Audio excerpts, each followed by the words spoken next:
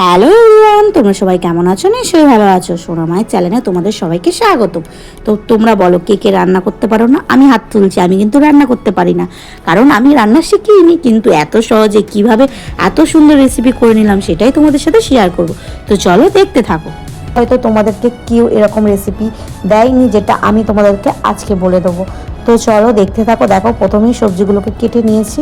তো এইগুলোকে ভালো করে কেটে নিয়ে ধুয়ে ধায়ে রেখে দেবো। তো তারপরে হচ্ছে মশলার মধ্যে 5 ফোড়ন, শুকনো লঙ্কা আর তেজপাতা, এটা মশলার মধ্যে। আর বাটা মশলার মধ্যে আছে কাঁচা লঙ্কা, সর্ষে আর আদা বাটা। হ্যাঁ, কাঁচা লঙ্কাটা আমি গোটাই রেখেছি, তোমরা পারলে সর্ষের সাথে বেটে নিতে পারো।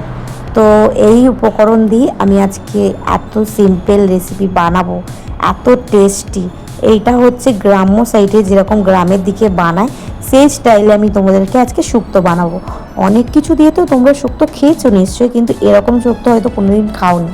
তো চলো দেখতে থাকো আমার ভিডিওটা। তো প্রথমেই কড়া বসিয়ে দিয়েছি, কড়াতে তেল গরম করতে দিয়ে দিয়েছি, কারণ এখন আমি সবজিগুলোকে ভাজবো। তো কড়াতে তো তেল দিয়ে দিচ্ছি, এবার নুন আর হলুদ দেবো। হ্যাঁ, শুক্তোতে হলুদ পড়ে না ঠিকই, কিন্তু আমি একটু হলুদ খেতে ভালোবাসি, মানে একটু হলুদ হলুদ ভাব হবে তরকারিটা, তো এই কারণে সামান্য, তা বলে মানে পুরোপুরি না, মানে 1 চামচের হাফ ভাগের হাফ ভাগ। তো কীরকম বুঝতেই পারছো। তো এবার সবজিগুলোকে সব ভালো করে ভেজে নিতে হবে। প্রথমেই দিলাম কাঁচকলা। তো আমি সবজির মধ্যে দিচ্ছি কি আমি যে সবজিগুলো ব্যবহার করেছি, তোমরা পারলে আরও অনেক কিছু দিতে পারো। তো আমি দিয়েছি কাঁচকলা, সজনা ডাঁটা, বেগুন, আলু, আর একটা সবজি, হ্যাঁ, উচ্ছে। এই 5টা সবজি দিয়ে আমি বানিয়েছি। তোমরা পারলে আরও অনেক সবজি দিতে পারো, কারণ শুক্তোতে সব থেকে বড় জিনিস সবজিটা। আর হ্যাঁ, আমি একটা জিনিস মিস্টেক করেছি, মানে এখানে আমি দিইনি, সেটা হচ্ছে বড়ি। বড়িটা আমাদের এখানে অ্যাভেলেবেল না, তো এখানে পাওয়া যায় না, কারণ আমি তো আছি বাইরে, এই কারণে। তোমরা পারলে অবশ্যই বড়িটা দেবে, আরও টেস্ট হবে। কারণ আমরা বাইরে থাকি, এর জন্য এখানে পাওয়া যায় না, এখানে পাওয়াই যায় না। আমি অনেক চেষ্টা করেছি খোঁজার, বাট পাইনি। কিন্তু তোমরা অবশ্যই শুক্তোতে বড়ি দেবে, কারণ শুক্তোতে বড়ি না দিলে সত্যিই বলছি ওটা শুক্তো লাগে না। তো দেখো, আমি সবজিগুলো সব ভেজে নিচ্ছি, আর প্রথমেই তোমরা বড়িটা ভেজে নেবে, তারপরে আর কি সব সবজিগুলো এইভাবেই ভেজে নেব। এখন বেগুনটা ভাজছি, বেগুনটা আমি শুধুই ভাজছি, আদার্স কোনো সবজি দিয়ে ভাজিনি এটা, কারণ বেগুনটা তাড়াতাড়ি গলে যায়। আর হ্যাঁ, দেখতেই পেলে আমি লবণ দিলাম। হ্যাঁ, আমি সব সবজিতেই অল্প অল্প করে লবণ দিচ্ছি, কারণ একেবারে দিলে সেটা মানে সব সবজিতে টেস্ট হয় না, এর জন্য আলাদা আলাদা করে সবটাই লবণ দিচ্ছি। কিন্তু হলুদ দিইনি, হলুদটা আমি ওই একবারই দিয়েছিলাম।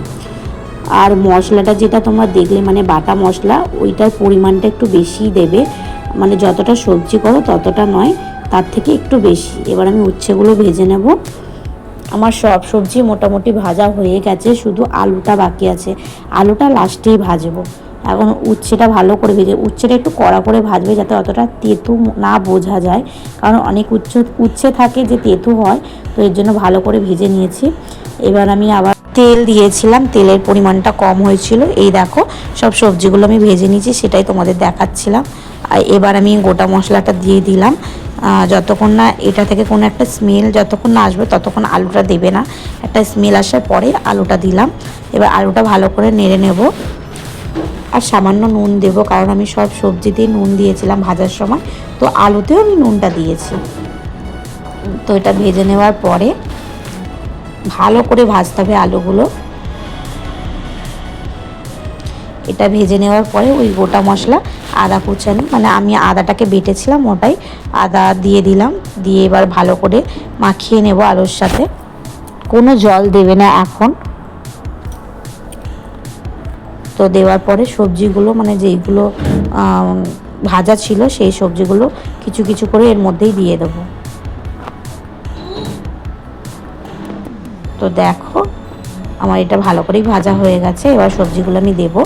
এই দেখো, সব সবজি, উচ্ছে, ডাঁটা আর কাঁচকলাটা দিয়ে দিলাম।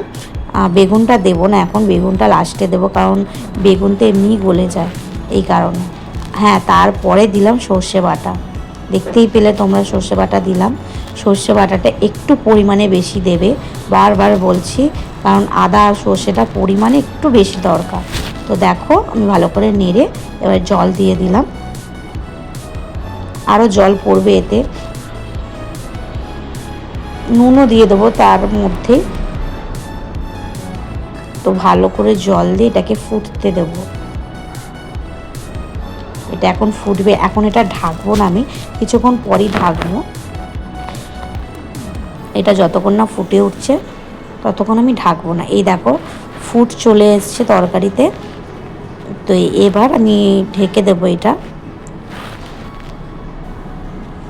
দেখো আমি নাড়িয়ে নিলাম, লবণটাও একটু চেক করে নেব এর মধ্যে। তো এটা ভালো করেই ফুটছে। এবার আমি ঢাকনা দিয়ে ওই 10 মিনিট মতো রেখে দেব।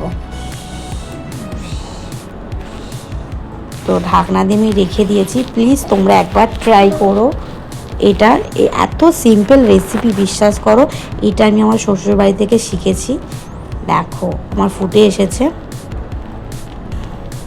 তো আমি বেগুনগুলো দিয়ে দেবো। দেখো আমি বেগুনগুলো দিয়ে দিচ্ছি, কারণ এই বেগুন দিলে আগে গলে যেত, এই কারণে।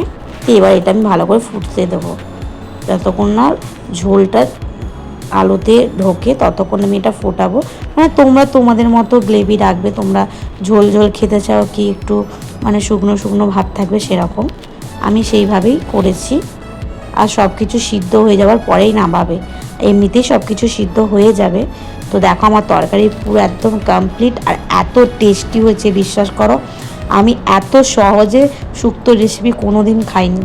তো আমি আমার ফার্স্ট আমার শ্বশুরবাড়ি থেকে আমি একজনের কাছ থেকে এটা শিখেছিলাম। তো উনি আমাকে এরকমভাবে বলে দিয়েছিল করতে। তো যদি ভালো লাগে তো একটা লাইক, কমেন্ট ও সাবস্ক্রাইব করে দিও, আর একবার হলে ট্রাই করো।